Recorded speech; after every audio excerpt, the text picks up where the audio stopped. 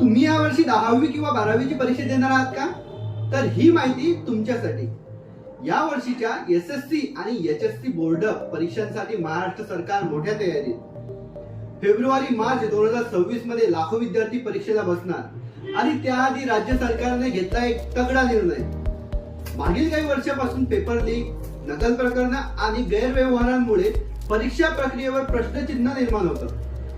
याच पार्श्वभूमीवर यावर्षी सरकारने तयार केल्या आहेत डिस्ट्रिक्ट लेव्हल व्हिजिलन्स कमिटी.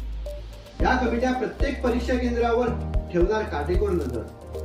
केंद्राची व्यवस्था, कर्मचाऱ्यांची हालचाल, परीक्षा पत्रिका वाहतुकीपासून ते इन्व्हिजिलेटरच्या कामापर्यंत सगळं होणार सुपरविजन खाली. यावेळी तंत्रज्ञानाचाही फुल वापर. सीसीटीव्ही कॅमेरे, जीपीएस ट्रॅकिंग, व्हिडिओ रेकॉर्डिंग आणि सगळ्यांवर लक्ष ठेवणारी एक खास वॉर रूम. ही वॉर रूम रिअल टाइम मध्ये प्रत्येक केंद्राचं मॉनिटरिंग करणार. कुठलीही संशयास्पद हालचाल दिसली तर तिथे तात्काळ कारवाई. सरकारचं स्पष्ट विधान, विद्यार्थ्यांच्या मेहनतीला कोणत्याही प्रकारचा धोका नाही. परीक्षा पूर्णपणे पारदर्शक आणि सुरक्षित ठेवली जाईल. आता पाहूया या कडक सुरक्षा उपायांमुळे 2026च्या परीक्षा किती शिस्तबद्ध आणि सुरळीत पार पडतात. ही माहिती आवडल्यास लाईक आणि चॅनलला सबस्क्राईब करायला विसरू नका.